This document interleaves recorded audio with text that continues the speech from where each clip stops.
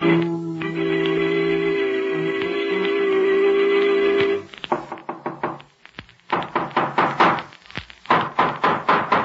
the matter? What is it? It's another case for Nick Carter, master detective.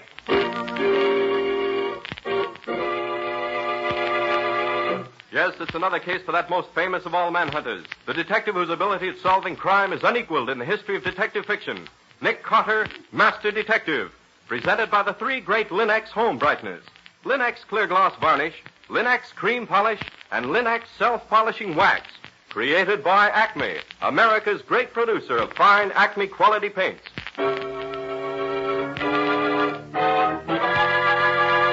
Today's curious adventure...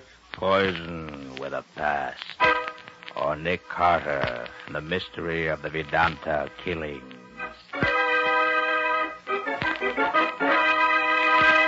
In just a moment, we'll hear how Nick Carter was able to solve the mystery of the Vedanta killings and prevent the strange poison from claiming any more victims. But first, here's a good tip.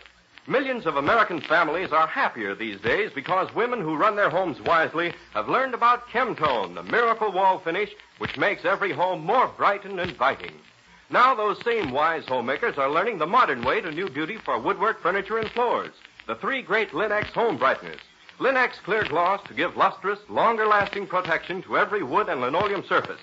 Linex cream polish to renew the sleek, gleaming beauty of fine furniture, and Linex self-polishing wax to lend rich, satiny loveliness to any floor, wood, linoleum, or tile. Take the modern shortcut to new home beauty with the three great Linex home brighteners. You'll find them all at your hardware, paint, or department store. Your headquarters also for Chemtone, the miracle wall finish. And now for today's mysterious adventure with Nick Carter. As we join Nick and Patsy in Nick Carter's office, we find Nick talking to Riley on the phone. But look here, Riley. I can't drop everything I'm doing and help the police department out every time somebody gets killed. Well, I'm not asking you to, Nick, but this is something special. I think you'll enjoy working on it. Yes, you always say that, Riley. Every time you get stuck, you tell me it's an unusually interesting case. But this time it is, Nick. Honest it is. All right, give me one reason why it's not just a routine murder case. Well, because the guy was killed while a lot of other people was around, and nobody knows what's happened. The medical examiner is here, and he swears it's a poison case, but he's stuck completely. He eats some queer stuff he never ran into before. Now, you're an expert on poisons, Nick. You ought to look into this. An unknown poison, huh? Was it given him externally or internally? We don't know. There's not a trace of evidence to show how it was done at all. And you know old Doc Buck is no slouch when it comes to poisons. No, Doc Buck knows his stuff, all right. And he can't figure it out? He's tried every trick he knows, Nick, and nothing seems to work. Look, will you take a run over here and see what you can make of it? Okay, Riley, what's the address? The Hamilton Apartments on Riverside Drive, apartment G4. I'll be right here waiting for you. Be there in 20 minutes, but it better be good. Oh, it is, Nick. You won't be sorry. So long now. So long. So he managed to rope you, did he? Well, I don't know whether he's roped me or not, as you so elegantly put it. He's got me interested enough, so I'm going over and have a look at it. Want to come? Do I want to come? You don't think I want to sit around here when there's a murder case to be solved, do you? I suppose not. Okay, get your hat and let's be on our way.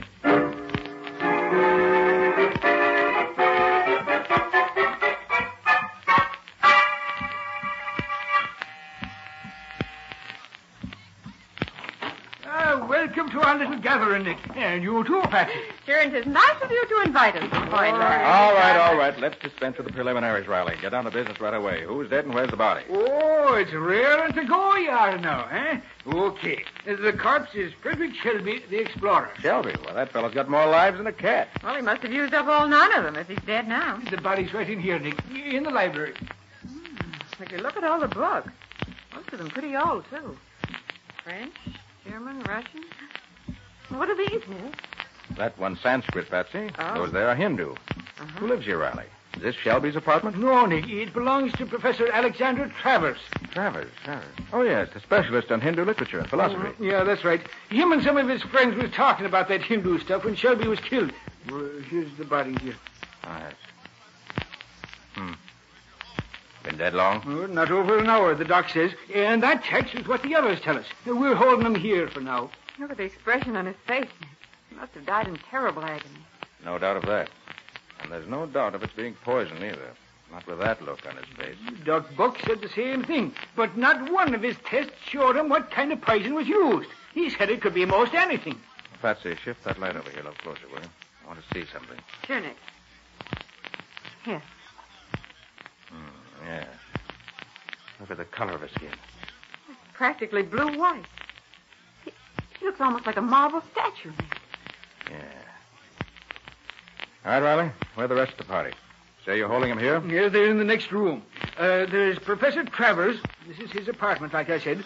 A good-looking dame by the name of Mary Devine and Dr. Paul Starr. He's a college teacher. Now, they didn't know what happened when this Shelby passed out, so they phoned for an ambulance. And the intern took one look at him and called us. Anything else before I talk to them?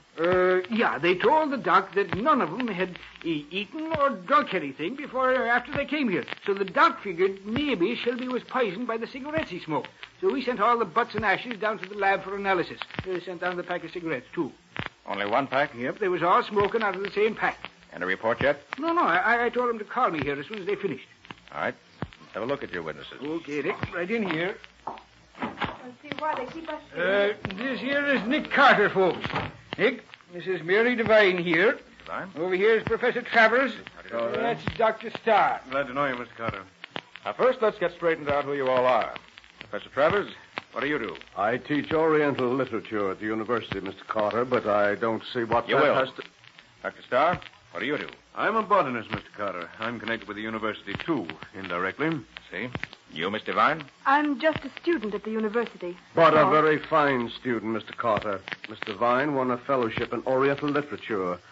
She's done some excellent work.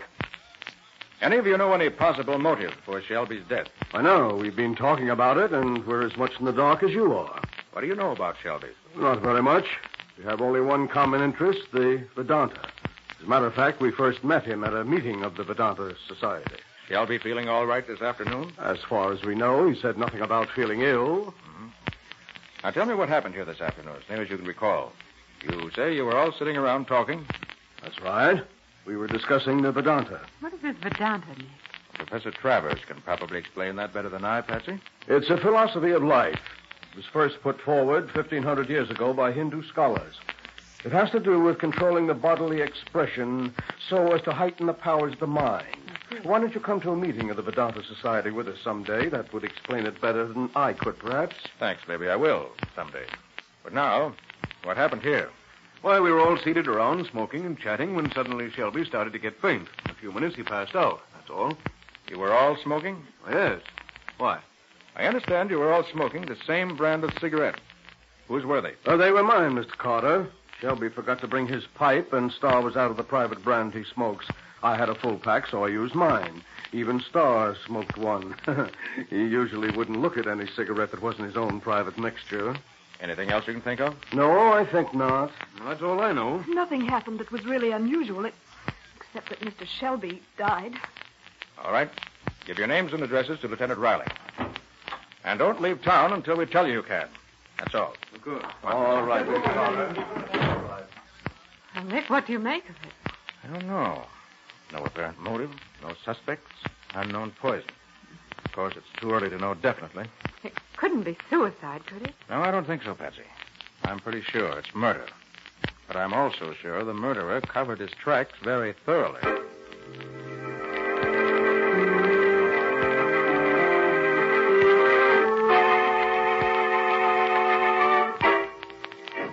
Yes, Lieutenant. Yes, I got it. Of course, I'll tell him.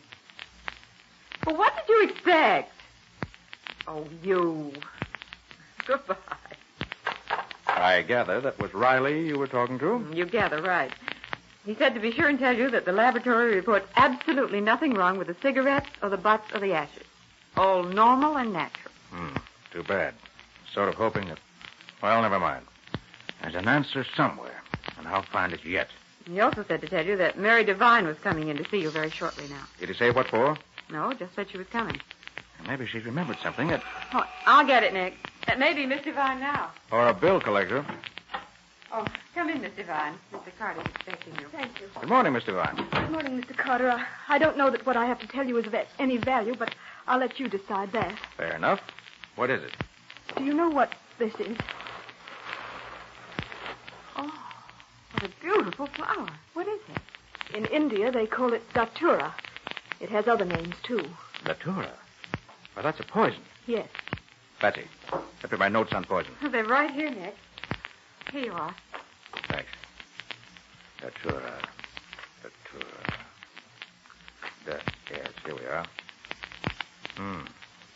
Taste is pleasant, given in small doses. It intoxicates strongly. 2 grams will prove fatal at once. Can be mixed with food or drink and will kill without leaving a trace. Cannot be isolated unless the chemist knows what he's looking for. Gosh, that's a nasty poison, isn't it? Yes. In India, mothers feed it to unwanted girl babies. Miss Devine, where did you get this flower? Well, I got it special delivery this morning. Dr. Starr got one, and Professor Travers got one, too, the same way. I see. In other words, the murderer warns you that he's going to kill all 3 of you. Same way he murdered Shelby. It looks that way. Why would he want to kill all of them, Nick? Probably because he's afraid that they noticed something when Shelby was killed yesterday that would give him away if they told anyone about it. But I don't know anything, Mr. Carter. Neither do the others. Perhaps you do, Miss Devine, and don't realize it. It often happens. At any rate, the killer's taking no chances. Patsy, call Riley. Have him tell the lab what to look for. Maybe they can find some traces of it that way. Of course, Nick.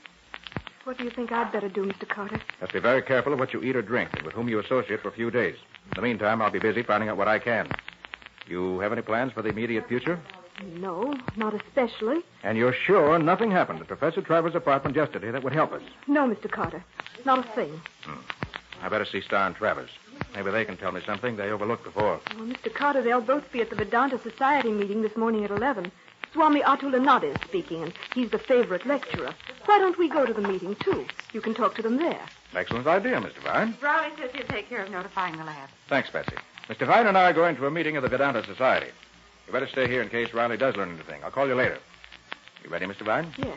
All right, let's go.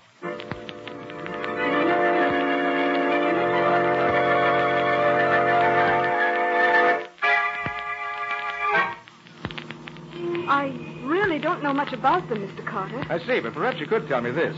How close to Shelby were Travers and Starr? Well, Paul Starr barely knew him. As a matter of fact, he met Shelby for the first time yesterday. And Professor Travers? Oh, he and Shelby were pretty chummy. They had a common interest in the Vedanta, and they each have a collection of rare Sanskrit manuscripts, which they will to each other when they die. You mean whoever dies first bequeaths his manuscripts to the others? Yes, that's it. How valuable are these manuscripts? Oh, they're priceless, I understand. Now, what about you? Where do you fit into this picture? Well, I met them because of my interest in Oriental languages and literature. I feel that after the war, with the world made so much smaller by the use of airlines all over the globe, I may be glad to know all I can about the Orient. Oh, yes, of course. How much further is this place where the meeting's being held? Oh, just across the next avenue, in that old brownstone house. I'm sure you'll enjoy the meeting with Swami Atulanada being the lecturer. He's wonderful. Perhaps so, but I think I'm going to enjoy talking to Starr and Travers even more.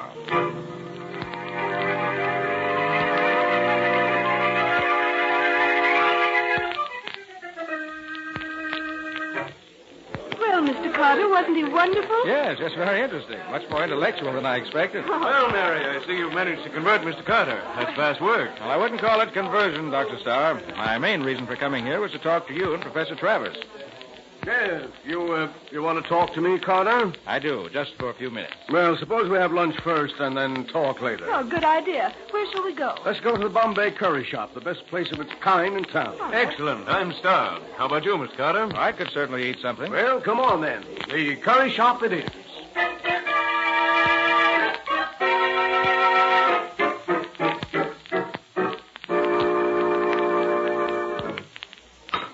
Mr. Carter, this is the main dish, this curried rice and vegetables. And then over there in the center of the restaurant, on that long table there, those are the special seasonings, like hors d'oeuvres. I see. You help yourself to those, whatever you want to go with this main dish. Such as what? Oh, Bombay duck, dried saltfish, tamarind, and other spicy things. See, Dr. Starr is getting his now. Shall we try some? Oh, by all means. Yeah, come on. Some of these things are really delicious. Here, Professor, how about some of this tamarind? Have you learned to like it yet? I ate tamarind before you were born. Give me a good helping of it, will you, Starr? Yeah, you are. More? Certainly, it's delicious. Take anything you like, Mr. Carter. You never know what's good until you try it, you know. Certainly looks appetizing. Now, let's try a little of everything.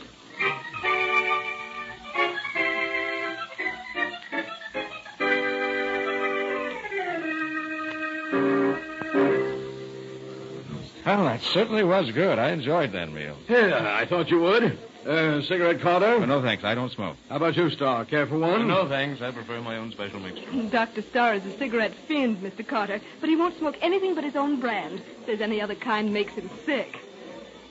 Well, gentlemen, now that we've taken care of the inner man, I'd like to ask you a few questions about Shelby.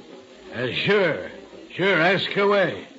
What we don't know, we won't tell you. Why, Professor, I believe you're drunk. Drunk? No, sir.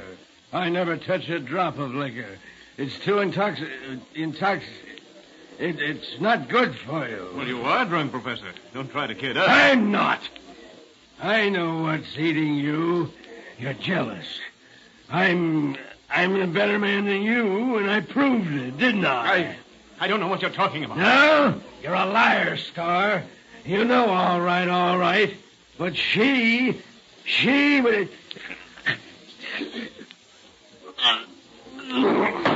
Professor Travers. Travers! Why, he's dead. Mr. Carter, that's just the way Shelby died.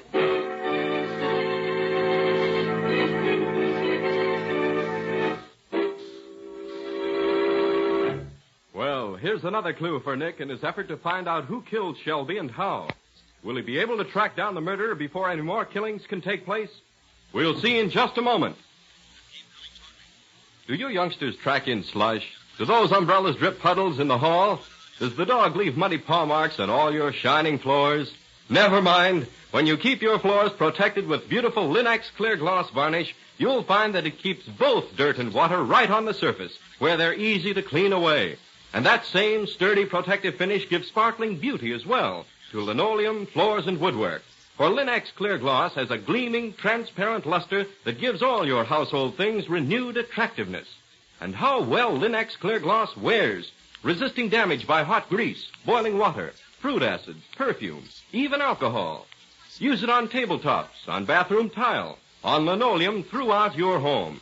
You'll find it the most satisfactory household finish you've tried, as thousands of other successful American homemakers have. What's more, Linex Clear Gloss Varnish is easy to brush on. So ask your dealer for Linex, Lin-X, Linex Clear Gloss Varnish. You'll find all three great Linex home brighteners and Chemtone, the miracle wall finish, at hardware, paint, and department stores everywhere.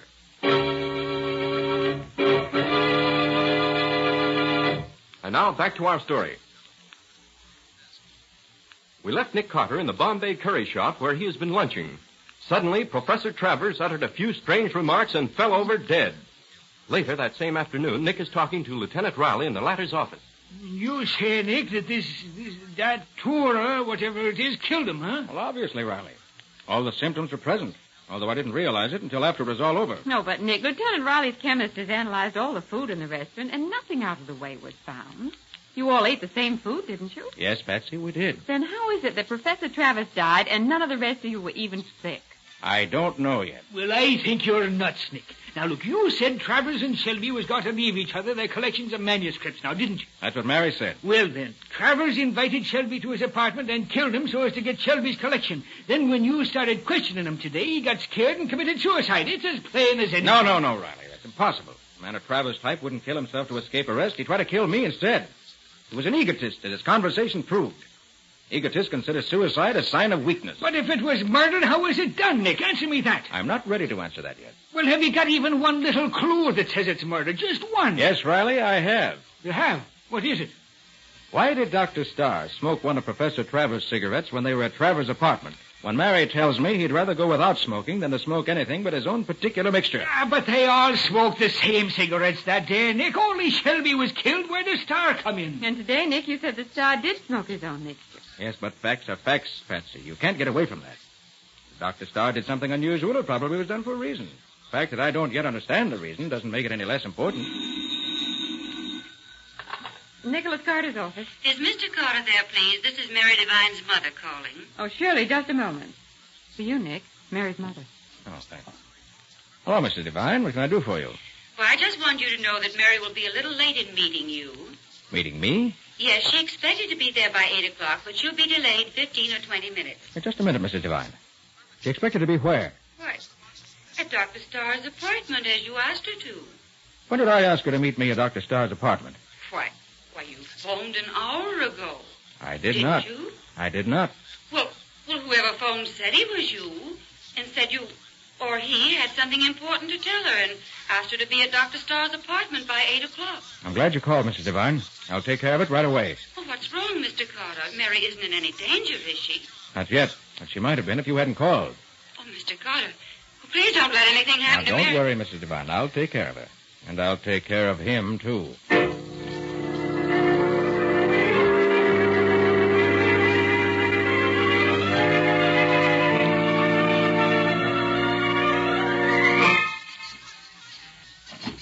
Come in, Marriott. Carter. Yes, Dr. Starr. Carter. You expected me? Why, no, I thought... You thought I was Mary Devine, didn't you? Why do you say that? Mary's mother told me. You were the one who phoned her, weren't you? Clever, aren't you? Yes, I phoned her. I had something I wanted to show her. Well, suppose you show it to me instead. I don't think you'd be interested. Well, you're wrong. I'd be interested in anything about you. For example, why you smoked one of Professor Travers' cigarettes yesterday at his apartment, when you'd usually prefer to go without, rather than smoke anything but your own particular mixture. Why, I just... Can I answer my question for you? You wanted to kill Travers. It was bad blood between you. Probably over that woman Travers mentioned in the curry shop this afternoon. So you prepared a cigarette full of datura, dried, ground fine. And when you took one of the cigarettes from the pack Travers had, you substituted the one you prepared. You knew Mary was safe because she didn't smoke. But you made a mistake in your calculation somewhere, and Shelby got the poisoned cigarette instead of Travers. Isn't that it? You're very clever, aren't you, Mr. Carter? I've changed my mind. I do have something here I want to show you. This. A gun. Was that what you were going to show Mary when she got here? No, but I can't take any chance on you. No, just here you are. How do you know it was datura killed Shelby? I recognized the symptoms as soon as Mary told me what they were. And they were the same symptoms as Travers showed when he died this afternoon. Died from eating tamarind sprinkled with datura powder, right? You seem to be always right, Mr. Carter. Yes, I got to the condiment table first, sprinkled the poison on some of the tamarind. Then I made sure Travers got it. Starr, why did you hate him so? Because he took my girl away from me. Took her away from me just because he wanted to prove he could do it. He didn't want her. In fact, after he got her, he refused to marry her. It broke her heart. And she killed herself. He's an egotistical beast. And having got rid of Travers, you felt you had to get rid of Mary, too, because she might unconsciously betray you some way, right? Quite right, my omniscient detective. Now that you've cleared up all the mystery, I'm afraid I shall have to get rid of you, too, because I can't have you going around... Mary. Come in. No one gets in here until after I've taken care of you. Well, you're wrong, Starr. I left the outside latch off when I came in earlier. You left the latch off? Come on in, Mary. Why, you... Don't take it!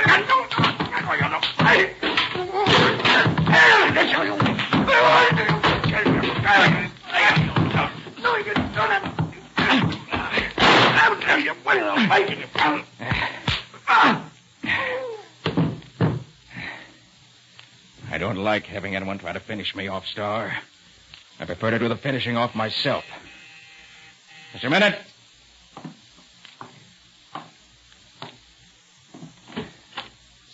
Come on in, Mary. Are you all right, Nick? What happened? Did you get him? What happened, Mr. Carter? Patsy wouldn't tell me. Dr. Starr's in no condition to ask you in, so I will.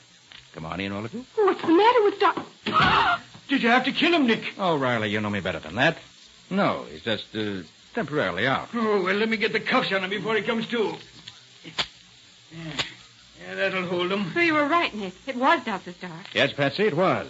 I felt pretty sure of it from the first. Because being a botanist and a specialist in Oriental plant life, he'd know all about the datura plant. But I couldn't figure out any motive for him to want to kill Shelby. And that stopped me. Until Travers was killed. Then I realized that maybe Starr didn't intend to kill Shelby at all. Which turned out to be the case. But, Mr. Carter, how did you know that it was Dr. Starr even when Professor Travers was killed? It was Travers himself who gave me the clue I needed. You remember what he said in the curry shop about having proved himself a better man than Starr? Yes, but I thought he was just raving. Oh, no, Mary. He was doing that deliberately. The Vedanta philosophy teaches control of the body to sharpen the mind, doesn't it? Yes, it does, but... I feel sure that when Travers knew he was dying, that's just what he did. By an extraordinary effort, He kept his mind clear enough to accuse Starr by giving me Starr's motive for killing him. But he did it by insinuation, so as not to warn Starr what he was doing. That's sure a new one on me. Using a Hindu philosophy to accuse your murderer. Yes, Riley, that is a new one. Just shows you how you can get something valuable out of anything you study. Every religion, every system of thought, every philosophy has something worthwhile in it, no matter how peculiar it may seem to us at first.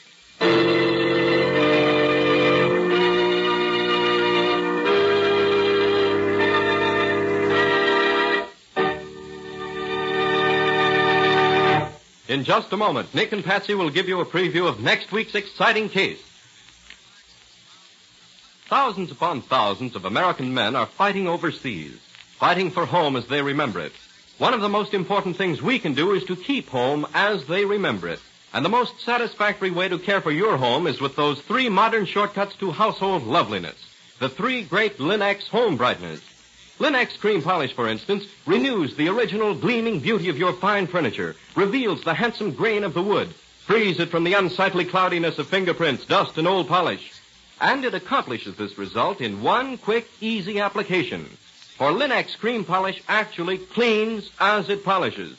It cuts your job in half, saves you one whole step in your cleaning day routine. And when you've finished, you'll see that Lin-X cream polish has left no oily film on the surface of your furniture, for it dries hard so that no dust clings to it. Lin-X cream polish is truly the ideal method of caring for fine furniture, so use it regularly. Ask your dealer for it by name, Lin-X cream polish for fine furniture. You'll find all 3 great Lin-X home brighteners, Lin-X self-polishing wax, Lin-X clear gloss varnish, and Lin-X cream polish at your nearest hardware, paint, or department store.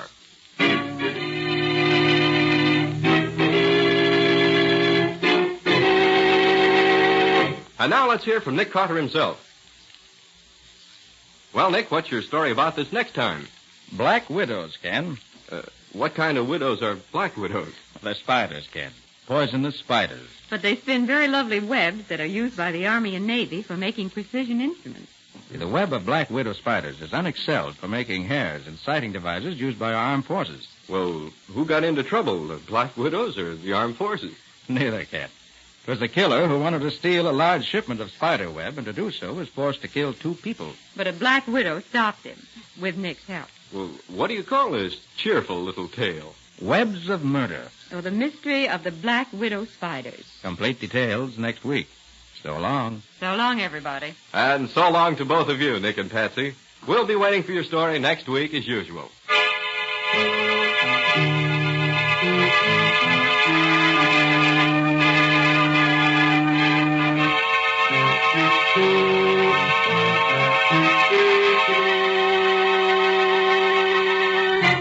Next week at this same time, listen to another curious experience of Nick Carter, Master Detective, entitled Webs of Murder. Or Nick Carter and the Mystery of the Black Widow Spiders.